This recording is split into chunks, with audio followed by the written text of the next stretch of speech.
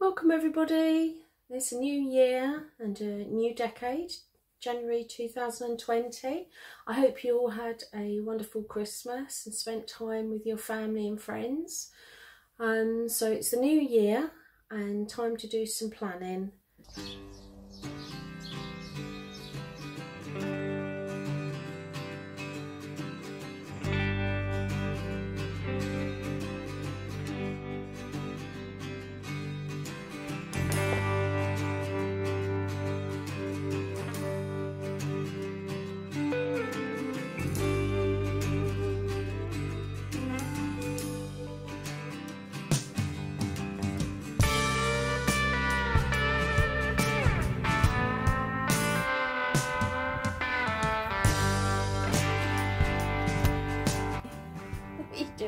So I'm not in the garden today. I had a really silly accident last week where I managed to trap my thumb in my car door and I've broken the tip of my thumb. It's nicely bruised now and very swollen and extremely painful. And if I just touch the tip of it, it's like pins and needles. So I think I've done some nerve damage. So that's limiting me in what I can do at the moment. So I'm not able to do anything in the garden and I'm not able to sew. I'm struggling to hold a pen. So I thought, right, what I'll do, I've got to make use of my time and I need to start planning what seeds I'm going to sow this year, where I'm going to put them in the garden. So I thought I'd talk everybody through that today and hope it'll be of some help to you. I thought I would start off with showing you how I went about it last year. So I set myself out a plan and I had some winter sowings of broad beans and winter sowings of onions and garlic.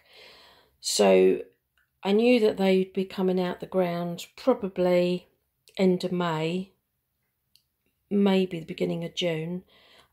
So then I'd have more room in the garden for other crops. So for instance, when the onions and garlic were out, my plan was to put my leeks and courgettes in. But when it actually came to it, I put the courgettes in 2 tubs and placed them here. Unfortunately for me, the compost that I planted them in I'd got contaminated. I think it must have had a herbicide in it or something because everything died almost straight away. So I lost the courgettes, and then it was much later in the season when I happened to be in the garden centre. I saw a very poorly yellowing courgette plant, so I chucked it in here midway through the summer, but it never really got going because the heat was just so intense throughout the summer. And it didn't do very well. I didn't put my leeks there at all. What I ended up doing was putting some celeriac in. So you kind of have to not be too rigid in what you plan. And I just do it as a guide now, just to give myself a rough idea of what space I've got and what I'm going to be putting there. Now with the broad beans, once they were taken out, trying to think, what did I put in there? Do you know, I can't even remember. Oh yes, leeks. I put 3 rows of leeks went in here, and then later in the season I planted some cauliflower. So I've still got the cauliflowers in, and I've got half a row of leeks left, so I shall definitely be sowing more of those. Last year, or last season, I was going to put the leeks in here, but I ended up putting my celeriac in. So, like I say, you've got to be flexible, just depending on when you harvest certain crops. They don't always harvest at the time you think they're going to, so you have to sort of adjust your plans a bit. So that's what I did. And then over here, I had all my beans. So I had some dwarf beans here. I had the flat French climbing beans, the blotti beans, and then across this area I had all my runner beans. So that was the plan for last year. And also I had written down, I do this every year, if I just show you previous years, everything that I plant and the dates that I do it. So if I go back to last year, 2018, so 2019, I start off with good intentions, to be honest. I start writing down everything, and then as you get further into the season and caught up with other stuff, I forget to fill in my diary. But basically it's just a list of what I like to grow, and it's just a good reference for the following year. So that's mainly what I grew last year. Plans for this year are going to be slightly different. I had 3 rows of potatoes last year, and I've always grown them in the ground, but it's a small space and they take up a huge amount of room, which limits me with other things. So I think this year I may start my potatoes off in big pots and just see how that goes, because I can dot them all around the garden then, and that will free up a huge amount of space to try other things. So the runner beans were here last year. Where were they? The previous year they were up here. In fact, let me just, it's so easy to forget. In my book, where's my layout? Bear with me. Oh, it's so awkward with this. Right, okay. So, yeah, last year I had all my beans in this bed. The previous year they were over here. And the year before that, they were across the path. So I think that's probably, no, so they can't really go there again because I had all my dwarf beans. They may go back here actually.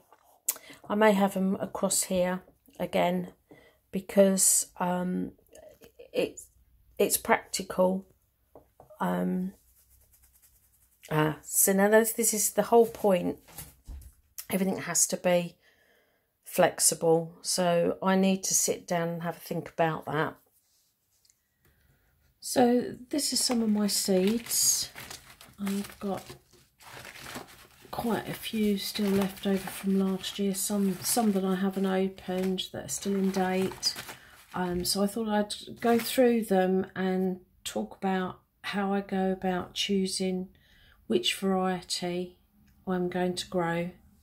Something that I like to do when I'm online is to go onto the RHS website and have a look at their grow your own pages. Now they've got an alphabetical listing of the vegetables that you can grow with all the tips, how to sow, how to plant, how to tend, what pests and diseases are likely and how to deal with that. But what they also do is they list varieties and their preferences, or some of those that they think are to be recommended. And what I like to do is make a list of the vegetables that I want to grow, and then I look through the RHS lists to see which varieties they recommend. So basically that's one of the things that I do, and I'll put a link below for that website if you'd like to check it out for yourself. The other thing I do, I get a lot of gardening magazines, and they often hand out free packets of seeds with each issue, so I will try those as well. I've got quite a stash of those, so I thought I'd go through some of the ones that I've chosen that I like to use each year, and I'll share them with you. Okay, so I thought I would start with my beans. So because I've got a small space, when you buy a packet like this, I don't know how many was in here, does it say? Oh, it says 50 seeds, but I'm not going to sow 50 seeds. So a packet like this will last me a couple of years, as long as they're kept sealed up and in a dry condition. So one of my favourites, and this is the one that I've grown the last few years, is the Scarlet Emperor. That's a really nice bean, and it's usually prolific, but unfortunately, because of the weather conditions this last summer, they didn't do particularly well. It wasn't a good year for them, but I'm hopeful for the coming year. I also grow occasionally White Lady, and I've grown both before now. I'm not too worried about cross-pollination, because I end up eating the seeds rather than saving them to sow the next year, simply because there's so many in a packet and they can last me a few sowings. Tried these last year. This was the first time I've ever grown these. These were the French climbing beans. They were absolutely gorgeous, and became a firm favourite of mine. So these are Golden Gate, so I recommend those. And this is my go-to climbing bean, Cobra. I grow this every year. Fabulous bean, really reliable. Bumper crops, don't really get any disease with them. They're just a beautiful, beautiful bean. Grow them for the pods, and you have them all summer right into October. And the last couple of years I've been growing these. These are the Purple Dwarf. This is Amethyst, and these are a bush bean, and again, really, really tasty, lovely. So, and then if we go on to my peas, again, there's 350 seeds in that packet, 325 gnats, so we're talking about 700 seeds. I'm never going to plant that much in my little garden, so these will last me a couple of years. So I have got First Early. These are the, I think these are the Meteor, and this is Main Crop Ambassador. Both of them lovely peas. The only problem I find with peas, I always get powdery mildew. Doesn't matter what I do to try and prevent it, I always get it. So that's a running battle, but hey ho, that's what it is. This was a RHS recommendation some years ago for the sweet corn. It's Swift, and I grow this every year, and they're really, really reliable, really tasty, good size cobs. Not really had any problems. Didn't get so many this last summer, but again, I think the weather conditions were extreme at times, so that was probably the reason. But I will stick with them because they're one of my favourites. So I'll go on to the carrots. I've got one packet that's not been opened that came with a magazine, and there's my own packet that I bought. They're both the Nance or Nonce, I don't know how you pronounce that, it sounds French to me. 2,000 seeds in that packet. As you imagine, I'm not going to be planting anywhere near that amount. What I tend to do with my carrots is I always grow them in a very large flower pot. It's a huge flower pot. They're raised above the ground, so I don't get any carrot fly issues, and they're lovely. And when they start growing, it's the tiny ones that are really, really sweet. They're lovely. And then throughout the season I pick out the smallest as a way of thinning out, and then buy late summer and into autumn and even into winter, I've got some good sized carrots. So they're another favourite. I also grow autumn king some years. What else? Courgettes. Disastrous last year, but I think that was because I thought I'd try and grow them in a pot for once. I had read online that you could do it, but unfortunately the compost that I bought seemed to have a herbicide in it and it killed them off straight away. So I will sow more this year. I'll probably sow about 5 and keep 2 of the strongest, and they're going to go back in the ground rather than in pots. I'm not risking that again because I do like my courgettes. Tomatoes.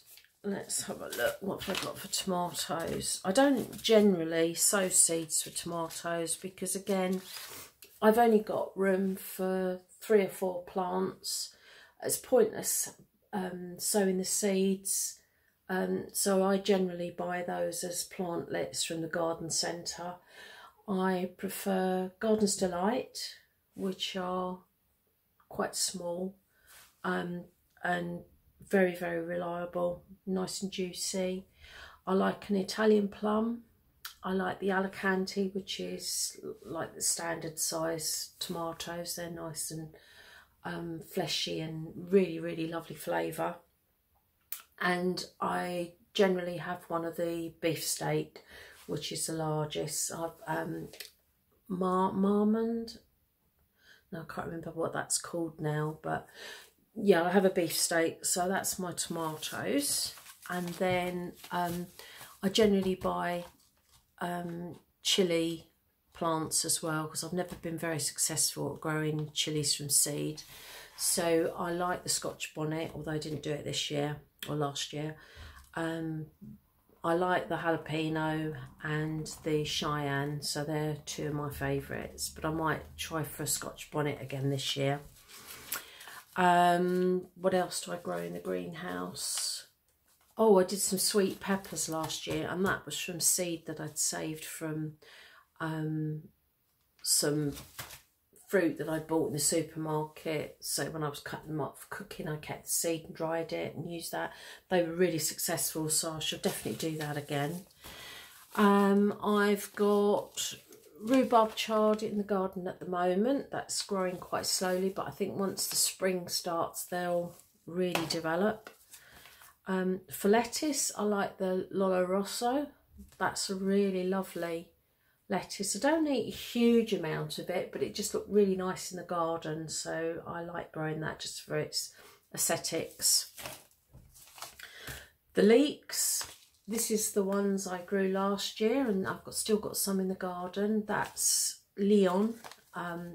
They were lovely. They've been really, really good. I've had no rust at all this year from these, but in previous years when I've grown other varieties, I've suffered from rust, but not this year. So I don't know whether it is this particular variety, whether it is rust resistant or I just had a good year. I don't know, but we'll see. I'll try that again this year. And then the celeriac is Monarch. Love celeriac. Only started growing it 2 seasons ago, or 2 years ago. The first year was in the polytunnel. Last year I grew it in the ground. Been really, really great, and I shall definitely be doing that again. And another vegetable that I really like, that I buy from time to time in the supermarkets, is fennel, but I've never had any success growing it, and I think it's because it always goes to seed first. So I might try it again this year, and I just got to keep on top of it. As soon as it looks as if it's going to start going to seed, then I need to nip that out, and I think hopefully the bulbs will develop better. I'm not going to pronounce this right. This is Nero di Toscana. This is the kale that I've got growing in the garden at the moment. And again, I think once the spring comes, that'll really get going. It's been quite slow in its development. Parsnip, tender and true. One of the other channels that I look at, I think it's Allotment Grow How with Adam. I was messaging him the end of last year, because I think he did really well with his parsnips, and it's something I've never really tried to grow, although I do like them. And he said, oh, they're easy to grow, have a go, you must have a go. So I will be trying that this year. What else? Obviously potatoes I've mentioned. I shall get the seeds for those. Now I grew Cara this year and Charlotte. They are two of my favourites. I'll definitely try them again. But one of my other favourites, which I haven't grown for a couple of years, is the Maris Pear. So I should probably do that. And then I shall buy some onion sets. I might do some more in the summer. I've got a load in at the moment. They're over a wintering, which I did the previous year. But I found I didn't have such a big crop, and they haven't really lasted me through the winter. I've had to go out and start buying again, which I'm really loath to do. So those that are in the ground at the moment, hopefully when they come out, I shall put another lot in to grow in the summer to increase the volume. And I've got some sprouting broccoli, which I'm going to try this year. So I think for vegetables, that's probably most of what I'm going to be growing. There'll probably be a few other bits and pieces that I'll think about later as the season goes on, and I might add some extra bits. But one of the other things I wanted to do, same as last year, I can get hold of this, is to definitely sow some more cosmos. That was fabulous. It was really beautiful, really well developed, and was flowering right into October. So I shall do that again, and the butterflies loved it and the bees loved it. And I have some valerian, which I want to sow this year. And I think that's about it for now. So I'm going to wrap this up because there's really very little else I can do. I might add a little bit of extra footage at the end to quickly take you around the garden as it is today. But until next time, stay well everybody. Don't shut your thumb in the car door. It's not a good idea. Causes no end of problems. But happy gardening. And if you've got any questions or any advice you want to share, please put in the comments below. If you haven't subscribed, please do that. It'd be really great. And if you could watch the video right to the very end, that really helps. So thank you ever so much. Thank you for your continuing support, and I will see you all soon. Thank you. Bye.